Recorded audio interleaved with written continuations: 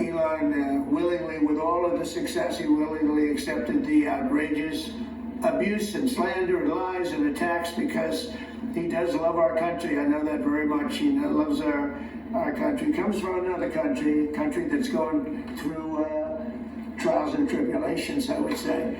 But he's all about the USA, and Americans owe him a great debt of gratitude. So I just want to thank Elon for his time as a special government employee. Can you imagine? They called him an employee, but it's a special government employee, and for coming and helping us. And he really has changed the mindset of a lot of people. A lot of people thought, maybe we'll cut 1% or 2% or 3%. And then they said, well, we can cut a lot more than that.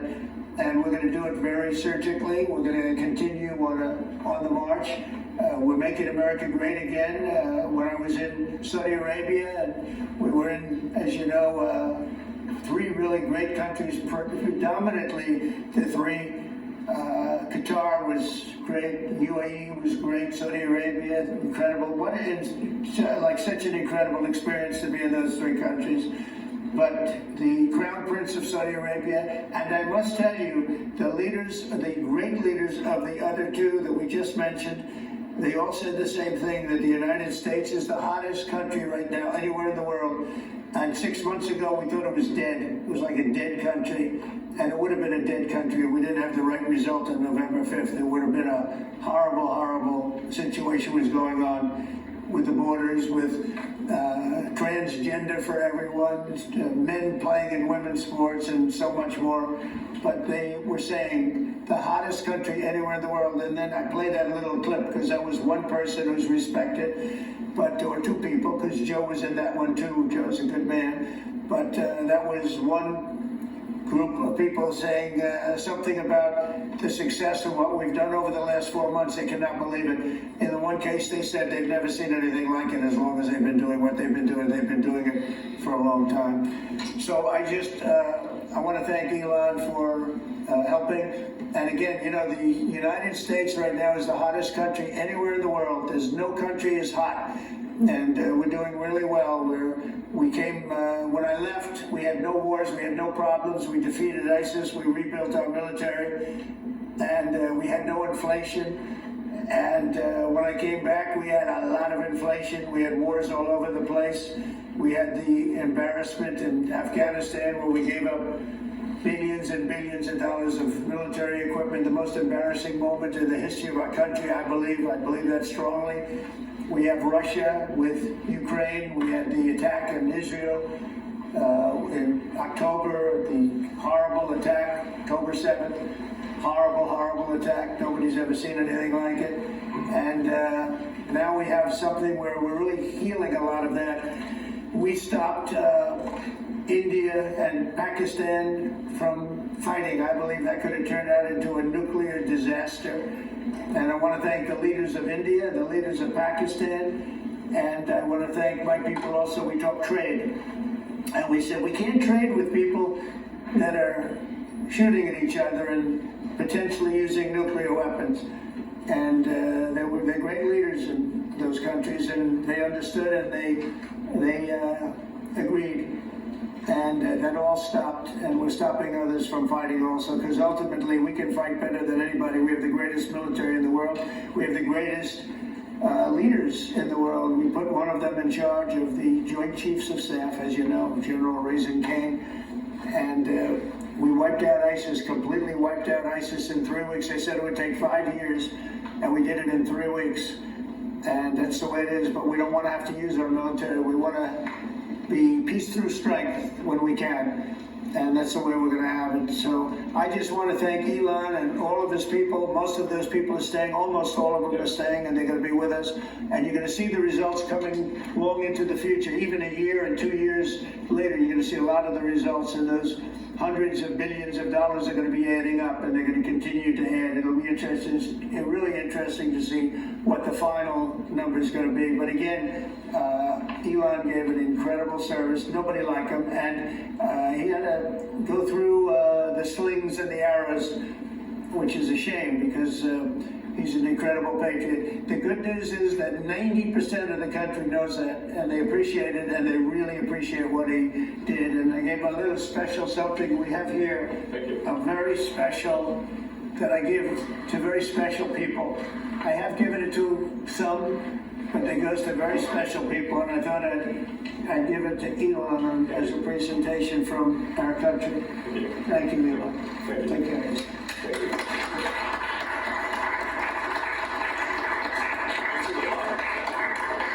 I love how this is amazing. Large lot. Well, let me say perhaps a few words. That this is not the end of DOGE, but really the beginning. My time as a special government employee necessarily had to end. It was a limited time thing. It's 134 days, I believe, which adds in a few days. So that it comes with a time limit.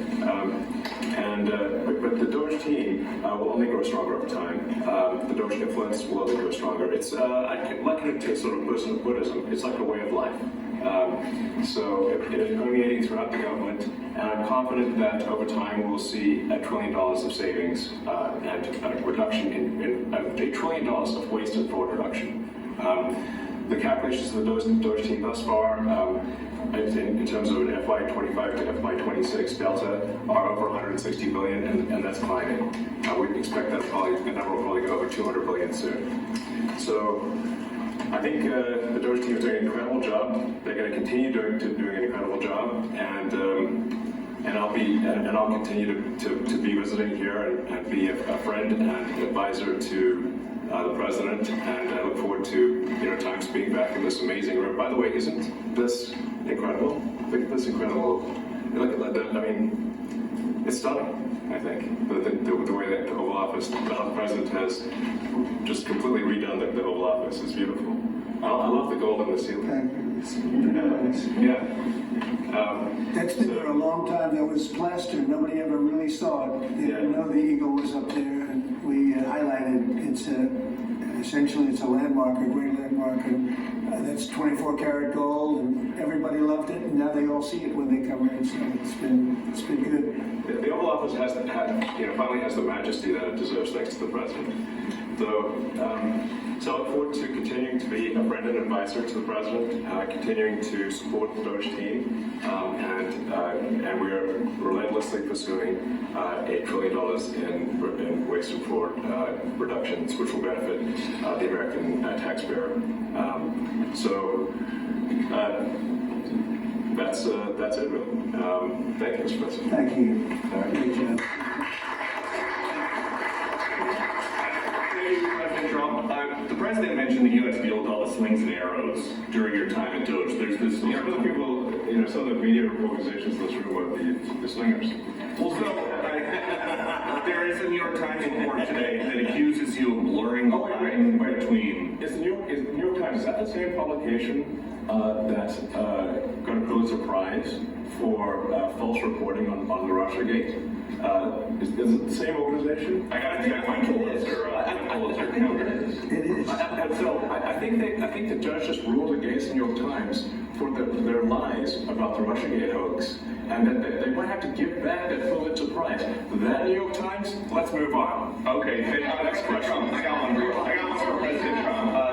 President Trump, Biden aides who used to work here are in talks with Republicans in Congress to go and testify about what they did or didn't do to possibly conceal President Biden's decline. Do you think that Dr. Jill Biden should also have to come in and testify about what she did or didn't do? Well, I hate the concept of it.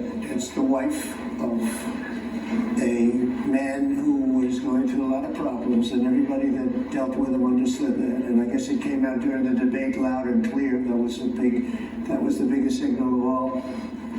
They have to do what's right. The country was there was a lot of dishonesty in the election, as you know, 2020. That's been now caught. People understand it was a rigged election. And when you go further out, when you see the auto pen, I mean, I think the auto pen is going to become one of the great scandals of all time, because you have somebody operating it or a number of people operating. Because I knew Joe Biden. Joe Biden wasn't in favor of opening up borders, letting 21 million people into this from prisons and mental institutions and gang members. He wasn't into that at all.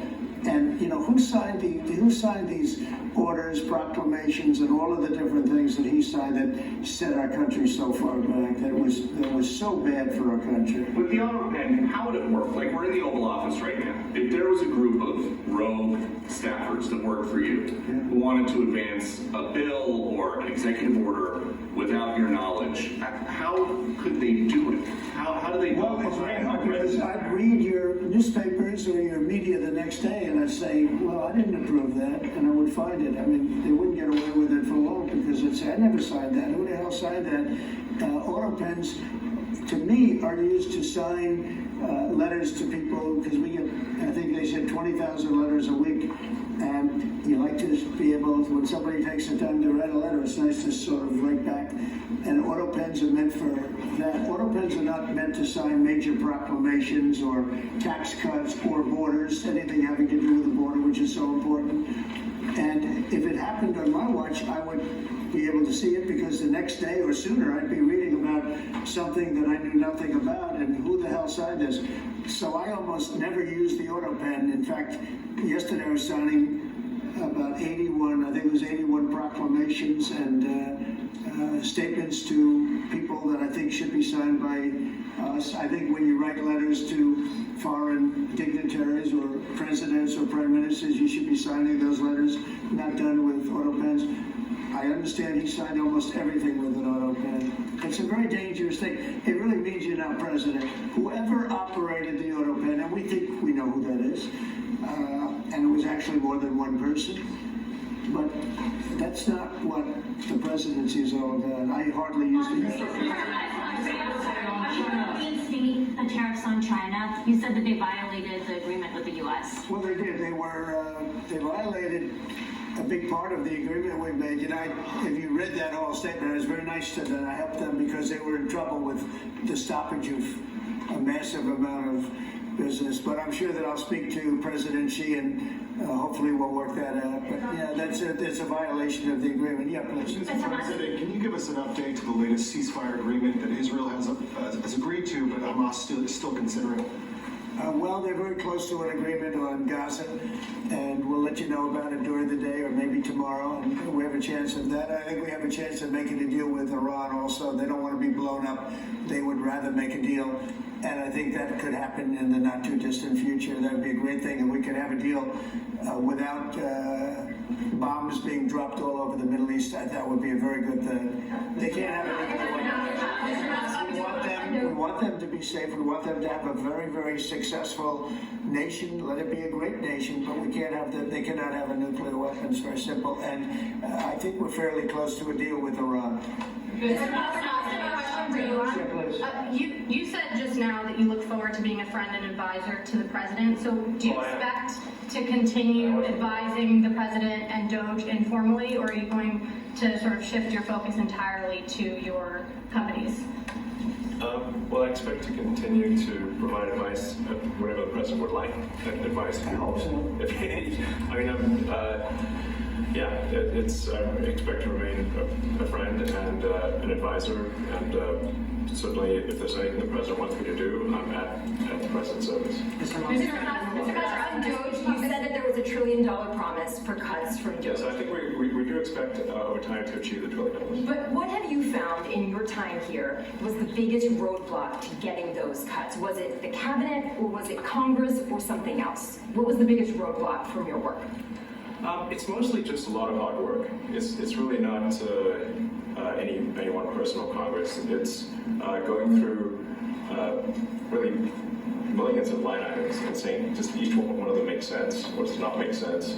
Obviously, at times when you cut expenses, those who are receiving the money, whether they're receiving that money legitimately or not, they do complain. And you're not going to hear someone confessing that they received money inappropriately. Never. They're going to always say that they received money appropriately for an important cause. Naturally, that's what you'd expect.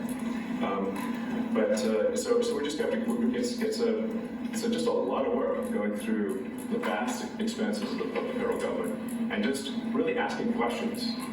What's this money for? Are you sure it's actually being used well? Many times we can't even find anyone who defends it. So for a lot of the expenses, there is actually no defender at all. And then we have to just work through the process of stopping the spending, where there's often literally no defender. Nobody even knows why the money's getting spent. It's truly absurd. I mean, we find situations where there are millions of software licenses with 0 people using them. 0. Exactly. This is the quizzical expression. You're like, surely, if there's millions of software licenses, someone should be using them. No, and then we've got to go through the process of saying, okay, look, if no one's using the software, we can terminate this software license agreement. That's everywhere in the government. Mr. Musk, what do you think would be easier, colonizing Mars or making the government efficient? It's a tough call, but I think colonizing Mars and making life multi-planetary is harder. And as I said, we do expect to achieve over time the $1 trillion savings. We can't do it in like a few months, but if you say by the official end of DOGE, which the president may choose to extend, is the middle of next year. Say by the middle of next year, with the support of the president and Congress, could we achieve $1 trillion of savings? I think so. We're on track to do so. Do you think that Congress has been Thank you, Mr. President. You had mentioned earlier in the week that DOGE had become a whipping boy, and as the president mentioned, you went through a lot to go through this process. Yeah. Was it worth it for you, and what would you change? Yes, so what we found was happening was that if there were any cuts anywhere, then people would assume that was done by DOGE. And so we became like essentially the DOGE boogeyman, where if so any cut anywhere would be ascribed to DOGE. A friend of mine's daughter, who's at law school at Georgetown, thought that DOGE had cut the Senate, internships the legal internships for the Senate, and we have nothing to do with that. So if they haven't cut, there's nothing to do with us, just as an example. So,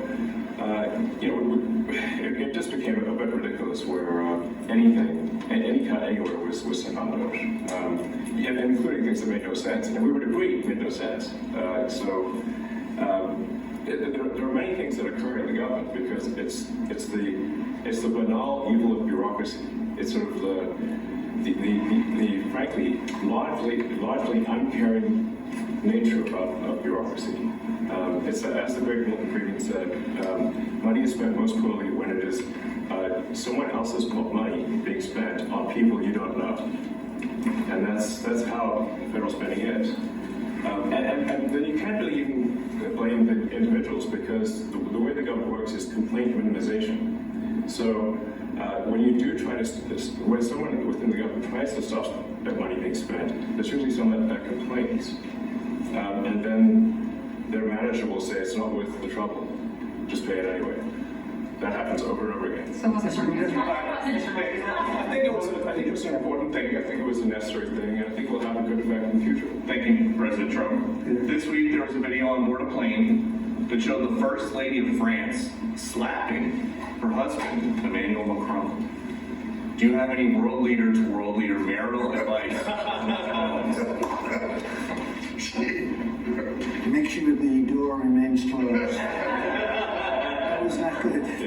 No, I spoke to him, and he's fine too. They're fine. They're two really good people. I know them very well, and I don't know what that was all about, but I know them very well, and they're fine. What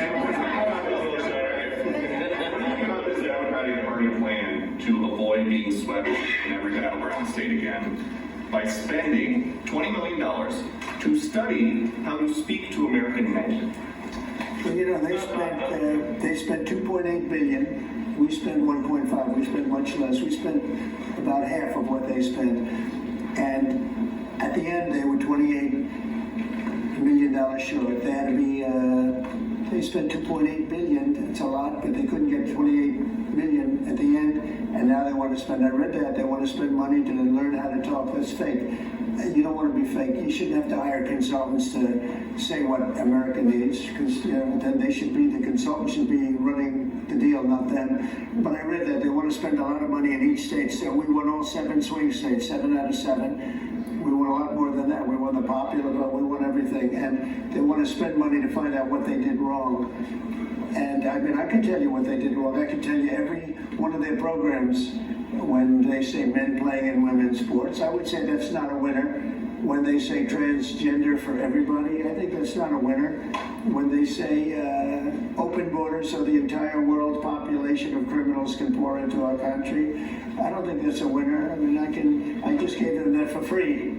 But I don't know if they'll change their ways. I see them all the time. I see people that I know in Congress, Democrats, they're trying to justify some of the things I just said. You can't justify them. I always hear they're 80-20 issues. I say they're not 80-20, they're 97-3. They might be 99-1. They're not 80-20, and they wish they were 80-20.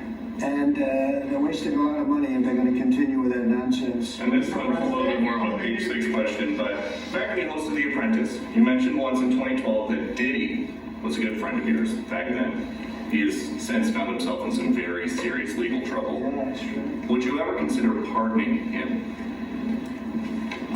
Well, nobody's asked. You had to be the one to ask, Peter, but nobody's asked. But I know people are thinking about it. I know they're thinking about it. I think some people have been very close to asking. First of all, I look at what's happening, and I haven't been watching it too closely, although it's certainly getting a lot of coverage. I haven't seen him. I haven't spoken to him in years. He used to really like me a lot, but I think when I ran for politics, he sort of, that relationship busted up. From what I read, I don't know, he didn't tell me that, but I'd read some little bit nasty statements in the paper all of a sudden. It's different. You become a much different person when you run for politics and you do what's right. I could do other things, and I'm sure he'd like me, and I'm sure other people would like me, but it wouldn't be as good for our country. As we said, our country's doing really well because of what we're doing. So it's not a popularity contest. So, I don't know, I would certainly look at the facts. If I think somebody was mistreated, whether they like me or don't like me, it wouldn't have any impact on me. On the big beautiful bill, would you like to see the Senate build in some support?